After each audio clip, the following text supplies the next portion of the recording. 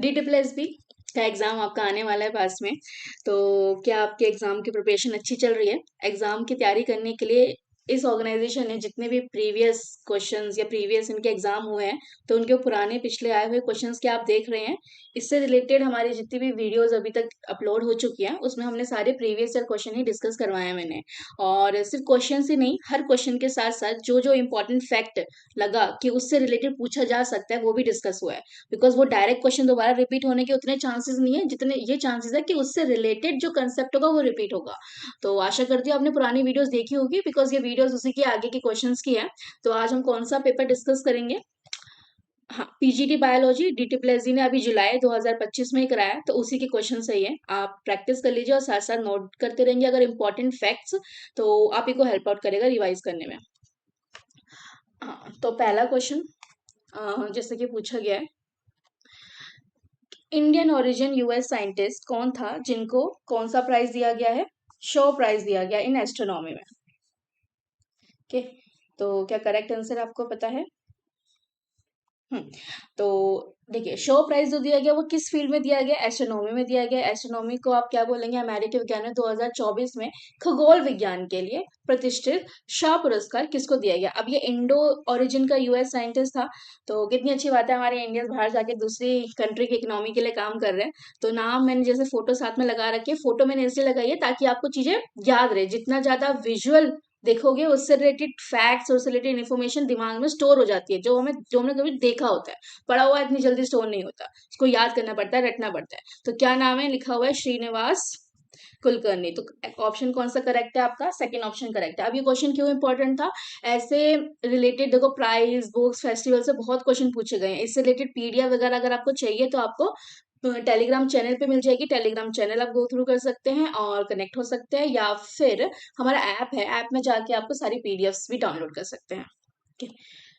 Question number 2 क्या है आपका कि कहाँ पे इनॉग्रल सेशन ऑर्गेनाइज हुआ था नेशनल वुमेन हॉकी का? तो नेशनल वुमेन हॉकी के बारे में आपको पता है, इससे पुरानी जो वीडियोस जो मैंने डाली है उसमें मैंने ये टॉपिक कई बार डिस्कस करा है। तो क्या पता होना चाहिए जो इस बार नेशनल वुमेन हॉकी हुआ था वो कौन सा हुआ था? 6th सेशन था आपका, छठा सेशन था इसमें। ठीक है, महिला हॉकी लीग जो हुई थी 2024 से 2025 वाली। ठीक है, दिसंबर से फरवरी तक ये चली थी, दिसंबर 2024 से लेके फरवरी 2025 तक ये चली थी, और ये 6th सेशन है, ये हर साल किया जाता है, तो आपको ध्यान रखना है ये एनुअली होता है। तो इस साल कहाँ करा गया? ओडिशा में करा गया। क्या करेक्ट आंसर आपको पता चल गया कहाँ पे ऑर्गेनाइज करा था? ओडिशा में कौन सी जगह आएगी आपकी? फोर्थ भुवनेश्वर आएगी। और कुछ इंपॉर्टेंट फैक्ट बता दूं इससे रिलेटेड कि जो विमेन लीग थी वो किसने जीती थी, क्या नाम था उसका? वहीं के ओडिशा वॉरियर ने जीती है। ठीक है, और जो मेंस लीग है वो आपकी रॉ बंगाल टाइगर ने जीती। ठीक है, अगला कि middle kingdom period in India encompassed by how many eras and what were these? तो जो मिडल किंगडम पीरियड है इंडिया हिस्ट्री में, ठीक है, वो किस नाम से जाना जाता है? तो पहले आपको इसका नाम पता होना चाहिए। इसको बोलते हैं मध्ययुगीन साम्राज्य जो चला था आपका। तो इसमें क्या हुआ था देखो, आपका जो मिडल पीरियड है इसको मेडाइवल भी बोलते हैं इंग्लिश में, है ना? अब मेडाइवल पीरियड के दो फेज थे, एक तो अर्ली वाला फेज था, फिर उसके बाद आपका लेटर वाला फेज था। तो अर्ली जो फेज था वो कहाँ से चला था? वो मौर्य से लेके उनके डिक्लाइन हुआ, फिर गुप्ता का राइज हुआ और गुप्ता का भी फिर डिक्लाइन हुआ, वो पीरियड जो एक्सप्लेन कर रखा है। तो जो मिडाइवल पूरा पीरियड है वो 6th सेंचुरी से लेके कुछ 16 सेंचुरी तक फैला हुआ है। तो 6th सेंचुरी का मतलब है आपका 6th शताब्दी से लेके, ठीक, 6th शताब्दी से लेके आपका कुछ 16 शताब्दी तक फैला हुआ है। तो 6th सेंचुरी का मतलब कौन सा साल आता है? 500 से स्टार्ट हो जाता है। अब 500 से अगर देखा जाए तो हमारा कहीं ना कहीं यहाँ भी है, यहाँ भी है, यहाँ भी है, हर जगह ही है। ठीक है, और मॉडर्न कहाँ दिख रहा है आपको? मॉडर्न आपको इस ऑप्शन में दिख रहा है। ठीक है, और इस ऑप्शन में भी दिख रहा है सिंगल एरा। लेकिन देखो सिंगल एरा में क्या हो गया, सिर्फ मॉडर्न की तो बात नहीं हुई थी, मॉडर्न के साथ साथ आपका हल्का ये टच करता है मौर्य से गुप्ता, फिर हल्का सा ये टच करता है आपका अर्ली मिडाइवल पीरियड को। तो अर्ली मिडाइवल पीरियड को ये टच करता है आपका मिडिल किंगडम पीरियड। तो सेकंड ऑप्शन इसका करेक्ट हुआ बिकॉज इसमें दो एरा की बात हो रखी है। अगला, कौन सी कमेटी है जिसने अंडरलाइन करी need for organising money market? तो आपकी देखो दो तरह की मार्केट होती है, इकोनॉमी से ये क्वेश्चन है। तो मनी मार्केट होती है और कैपिटल मार्केट होती है, दोनों में आप क्या चीजें खरीदते हैं, कौन सी चीजें खरीदते हैं? जैसे फाइनेंशियल इंस्ट्रूमेंट इनको बोला जाता है, स्टॉक खरीदना, बॉन्ड खरीदना, ये सब चीजें आप खरीदते हैं। मनी मार्केट में आप डायरेक्टली क्या करते हैं, शॉर्ट टर्म के लिए, छोटे पीरियड के लिए, यानी कि एक दिन से लेके एक साल तक का जो लोन होता है वो आपको मनी मार्केट में दिया जाता है। ये आपको बैंक्स देते हैं, कुछ एनबीएफसीज होते हैं वो आपको देते हैं। तो इससे रिलेटेड ऑर्गेनाइज मनी मार्केट होनी चाहिए। पहली कमीशन बनी थी इंडिया में, ठीक है, पहली कमेटी बनी थी इंडिया में जिसने बोला था, जिसने इसकी नीड को ऑर्गेनाइज करा था, रिकॉग्नाइज करा था कि हाँ भाई ऐसा कुछ होना चाहिए। तो वो हमारी कौन सी है, चक्रवर्ती कमेटी है। अब चक्रवर्ती कमेटी कौन से साल में आई थी आपके 1985 में आई थी। फिर 1985 के बाद 1987 में आपकी कौन सी आई थी, वगल कमेटी। तो वगल कमेटी ने क्या दिया था, ब्लूप्रिंट दिया था कि कैसे चीजें होंगी। इसने तो बताया था होनी चाहिए, इसने ब्लूप्रिंट दिया था कैसे होंगी। इसके बाद फिर क्या आ गया, 1991 में बहुत इंपॉर्टेंट चेंज आया था आपके अर्थशास्त्र में, LPG, liberalisation, privatisation, globalisation. Liberalisation का मतलब क्या है, जितनी भी इंडस्ट्रीज थी सबको फ्रीडम दे दी गई थोड़ी पहले से ज्यादा, कि आप कोई भी इंडस्ट्री एस्टैब्लिश कर सकता है, लाइसेंस वगैरह लेने की इतनी नीड नहीं है, सिर्फ गवर्नमेंट को सेक्टर में लाइसेंस देना परमिट करेगी तभी आप अलाउ कर पाओगे, उसकी इंडस्ट्री बना पाओगे, अदरवाइज नहीं। और प्राइवेटाइजेशन में क्या बोला, जहां जहां पे गवर्नमेंट सेक्टर काम करती थी, पानी में, इलेक्ट्रिसिटी में, और वहां पे और जगह पे प्राइवेट सेक्टर को ही बोलते कि आप वो भी वहां पे आके काम कर सकते। ग्लोबलाइजेशन, हमने इंडिपेंडेंस के बाद, हमारी आजादी के बाद क्या हुआ था, हमने अपनी डोमेस्टिक कंपनीज को जो भारत के अंदर अंदर काम करती है उनको बचाए रखने के लिए क्या किया, हमने बाहर से कंपटीशन नहीं लिया, चाइना से, पाकिस्तान से, यूएस से नहीं अलाउ करा। लेकिन फिर ग्लोबलाइजेशन जब आया 1991 में, तो बाहर का कंपटीशन भी अलाउ कर दिया आगे, क्योंकि डोमेस्टिक जो कंपनीज थी, इंडिया के अंदर जो कंपनीज थी वो थोड़ी लेथार्जी, थोड़ी आलसी होती जा रही थी टाइम के साथ साथ, तो उनको कंपटीशन की जरूरत थी। तो ये जब लाया गया तो इंडिया का सामान बाहर भी बिका और बाहर का सामान इंडिया में भी बिका। ठीक है, और कमेटी का नाम याद रखना, साल याद रखना, एलपीजी का साल याद रखना, मनी मार्केट, कैपिटल मार्केट क्या होती है ध्यान रखना।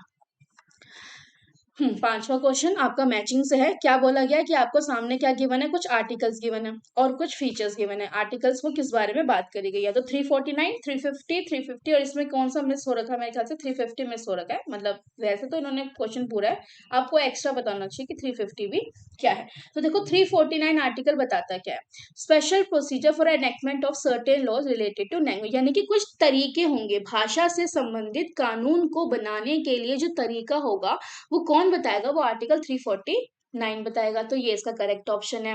फिर 350 में क्या बात हुई है, 350 में बात हुई है हक की। कौन से हक की, कौन से राइट की बात हुई है, कि अगर आपको कोई चीज सबमिट करनी है, आपको कोई अपनी कंप्लेन, अपनी ग्रीवेंसेस जिसको हम बोलते हैं, सबमिट करनी है गवर्नमेंट को, तो आप किसी भी लैंग्वेज में सबमिट कर सकते हो जो आपको समझ में आती है, जो यूनियन गवर्नमेंट और स्टेट गवर्नमेंट यूज करती है उसमें। ठीक है, उसमें आपका पूरा राइट है, अपनी भाषा में जो आप समझते हो उसमें सबमिट कर सकते हैं। नेक्स्ट 350A, 350A क्या बोलता है आपको, कि mother tongue at the prime minister, instruction जो दी जाएंगी, जो भी ऑर्डर वगैरह दिए जाएंगे स्टेट गवर्नमेंट, यूनियन गवर्नमेंट से, फोकस करा जाएगा कि वहां की मदर टंग में दिए जाए। नेक्स्ट 350B, 350, तो आपको 350A का तो आंसर पता चल गया, 350B का आंसर क्या है।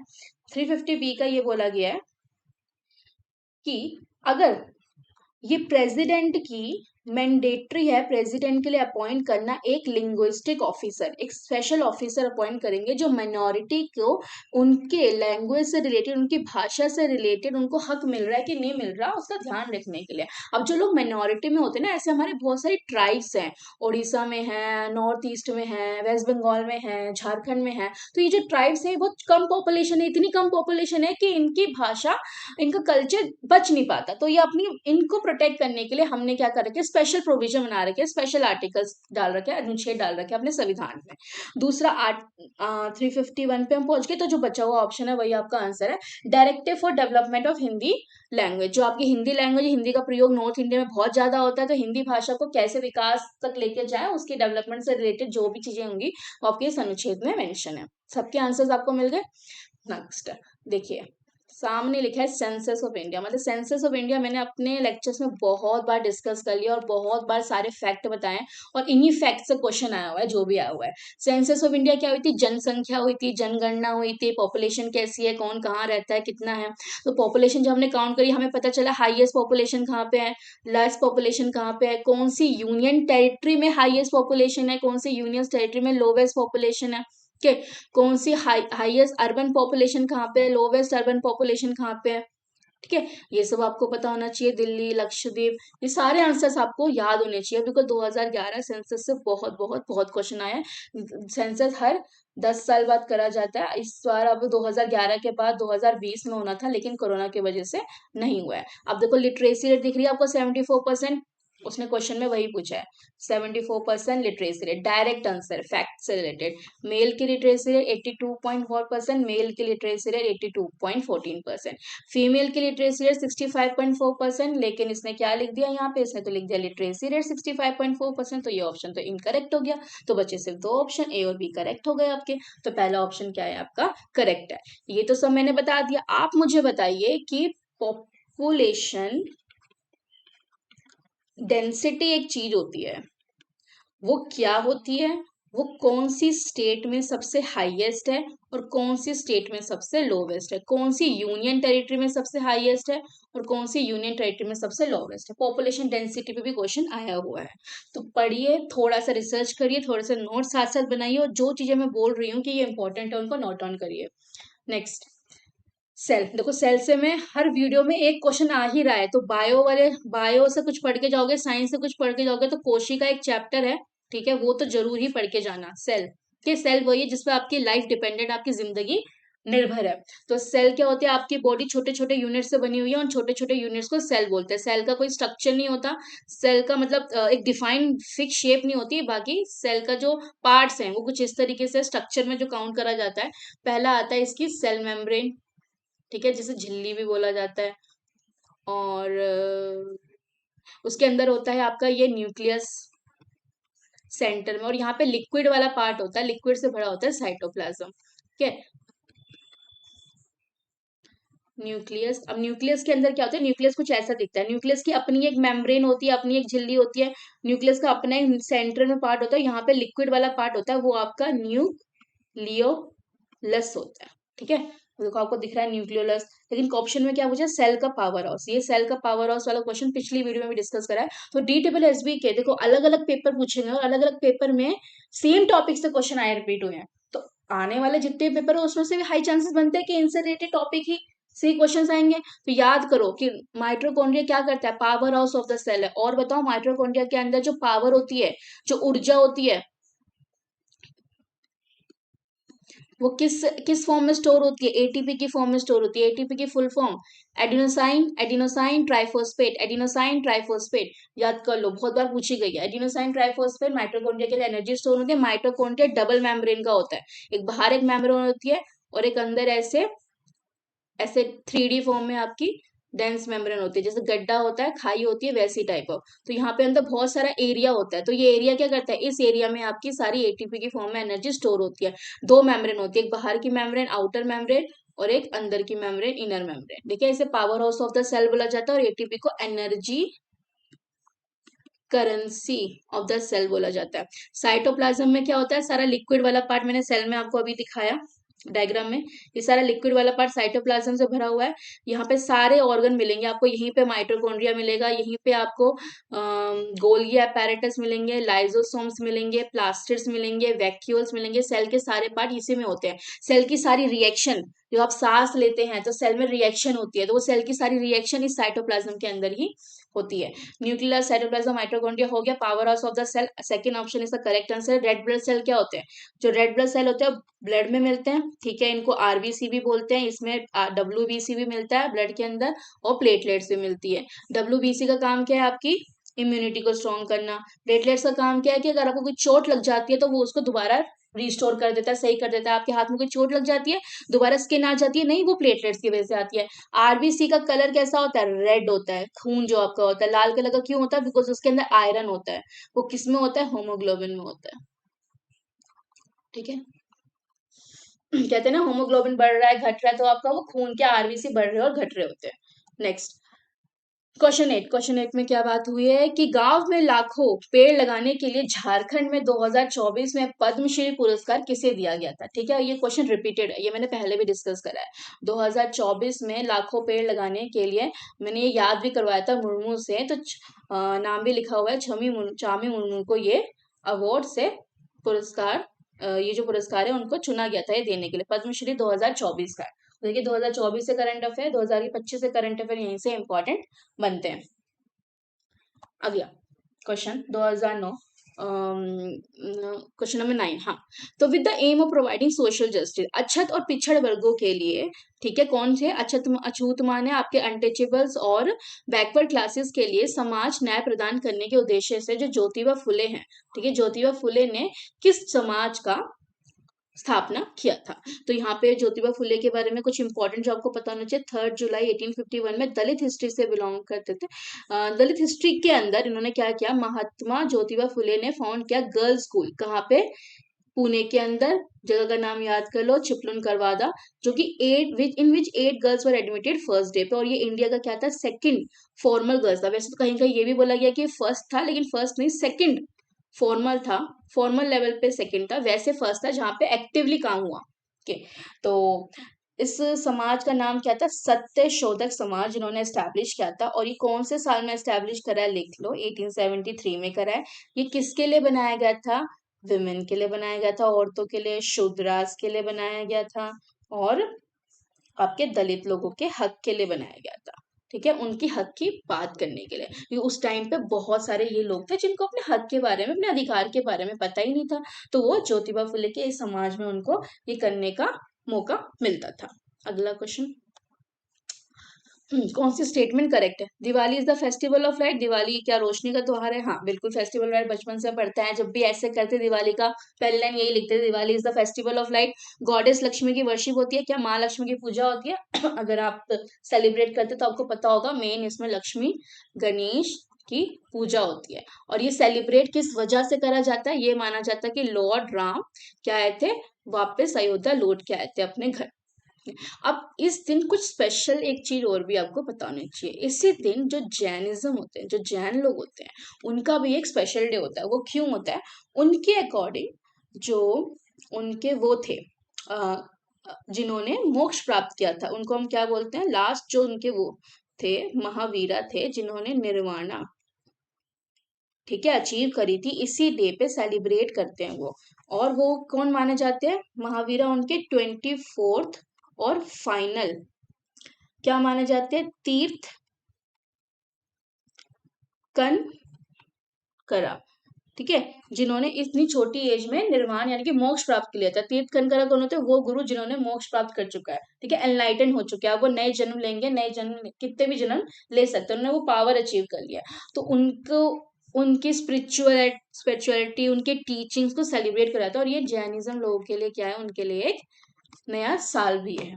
ठीक है, तो ये चीजें आप याद रखना, ये चीजें यहाँ मेंशन नहीं है, तो बट क्या पता पूछी जा सके, जब दिवाली पूछी जा रही तो ये क्यों नहीं पूछेगी। तो दोनों ऑप्शन करेक्ट है, तो हाँ, both first and second is correct. हाँ जी, जैसा कि मैंने आपको बताया, विनय कक्षा नाम से आपको ऐसा ऐप दिख जाएगा, ऐप में आपको ये फोटो दिख जाएगी विनय सर की, और यहाँ पे आप जितनी भी पीडीएफ है, फ्री स्टडी मटेरियल है, इंग्लिश के कोर्सेज हैं और कोर्सेज हैं, वो सब जो फ्री अवेलेबल है डाउनलोड कर सकते हैं, जो परचेज के लिए मॉक टेस्ट वगैरह हैं वो आप करके प्रैक्टिस भी कर सकते हैं, बिकॉज और बाकी बच्चे तो कर रहे हैं जो। और यही नहीं, हमारे जो टेलीग्राम चैनल है वहाँ पे 20 से 30 क्वेश्चन रोज प्रैक्टिस हो रही है, रोज क्विजेज हो रहे हैं, रोज इंपॉर्टेंट क्वेश्चन खुद टीचर्स ने बनाए हैं, खुद फिल्टर आउट करे हैं, जो रिपीटेड क्वेश्चन है जिनके आने के चांसेस है वो वहाँ पे डिस्कस हो रहे हैं। तो आप टेलीग्राम पे एटलीस्ट कनेक्ट होके अपनी प्रैक्टिस को कंटिन्यू रख सकते हैं।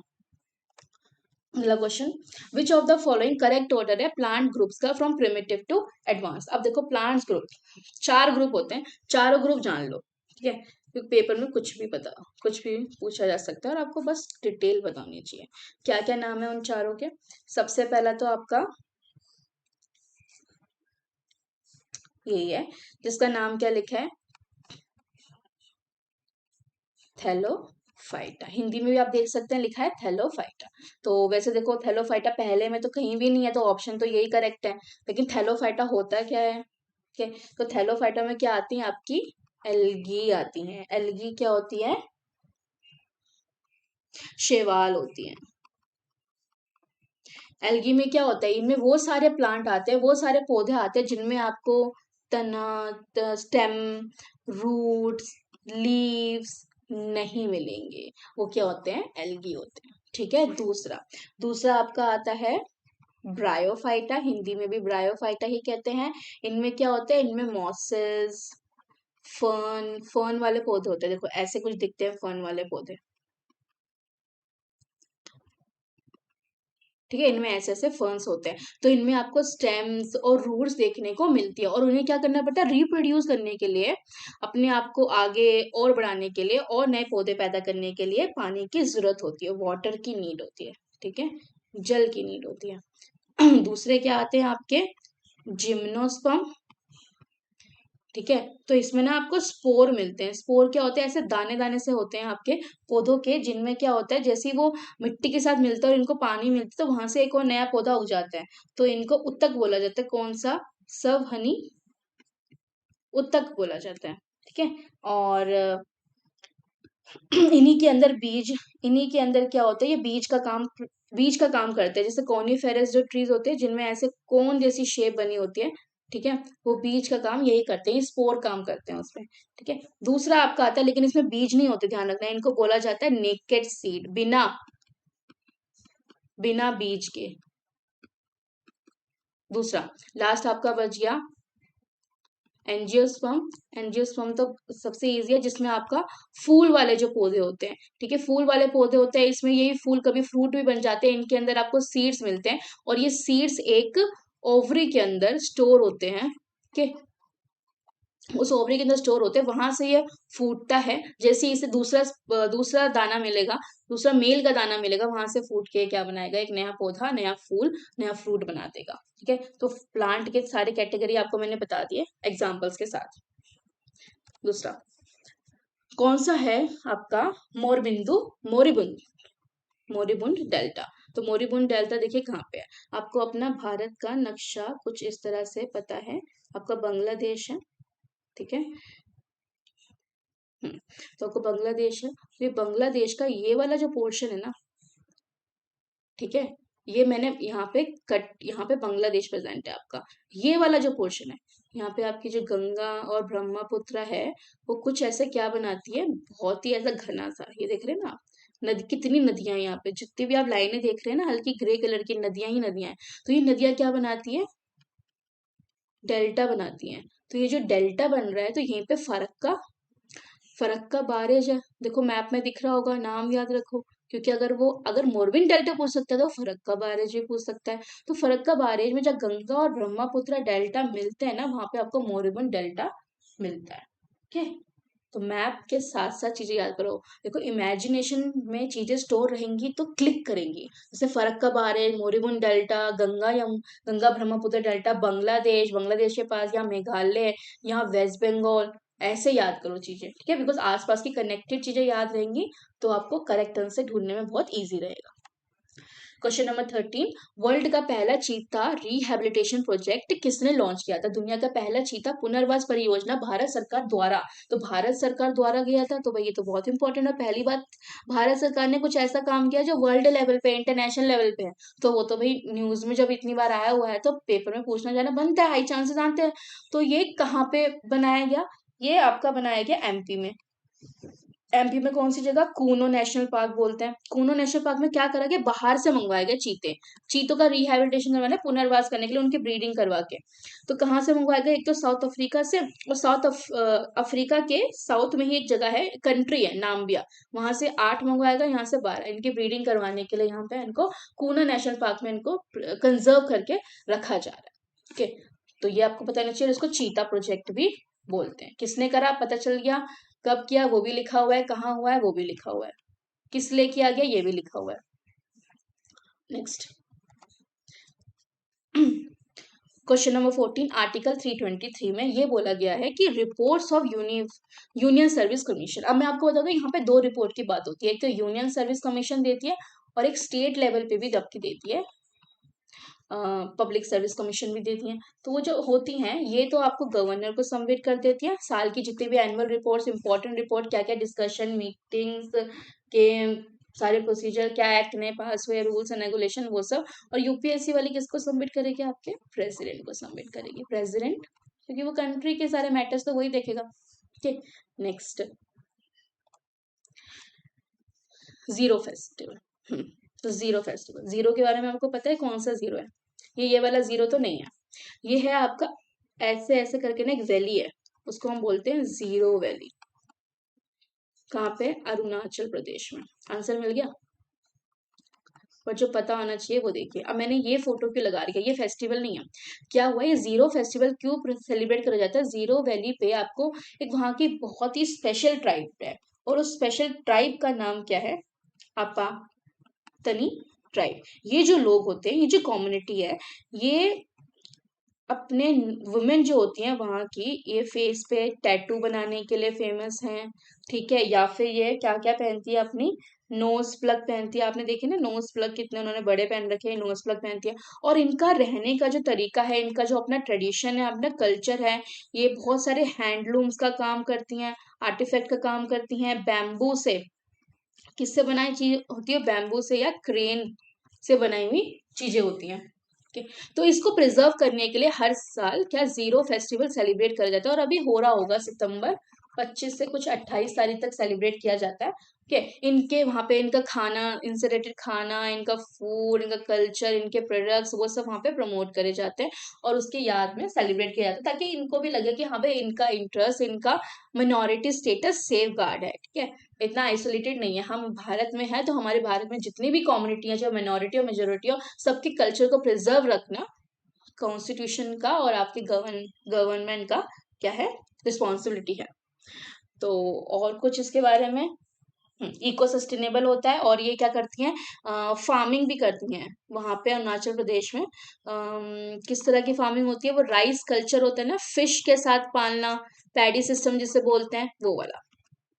ठीक है, नेक्स्ट।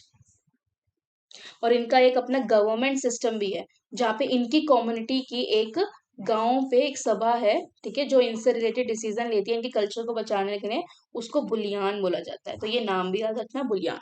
अगला 16वां question, whose removal from office is like a manner on the ground as as a supreme court. किसके पद को हटाने की जो प्रक्रिया है वो सर्वोच्च न्यायालय सुप्रीम कोर्ट के न्यायाधीश को जैसे हटाया जाता है उसके बिल्कुल समान है। तो ये ना एक आर्टिकल में मेंशन है, आर्टिकल 148 में।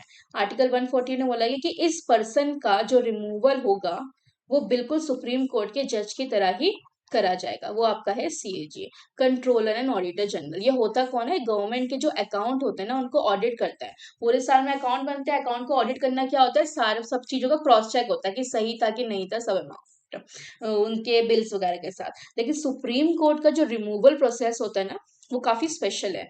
वो कैसा होता है? जैसा हमारा प्रेसिडेंट का रिमूवल प्रोसेस होता है, इसको हम इम्पीचमेंट भी बोलते हैं।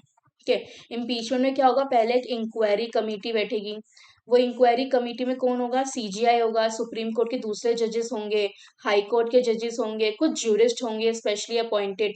ये मीटिंग करके सारी ग्रीवेंसेस को देखेंगे कि हाँ भाई क्या जो इल्जाम लगाया गया है कि सुप्रीम कोर्ट के जज को हटाया जाए वो सही है कि नहीं। उसके बाद दोनों हाउसेस से, एक हाउस से नहीं, दोनों हाउसेस से, राज्यसभा लोकसभा से 50% तो आपको चाहिए मेंबरशिप से वोट चाहिए, और 2/3 ऑफ द मेंबर जो है वो प्रेजेंट एंड वोटिंग करेंगे।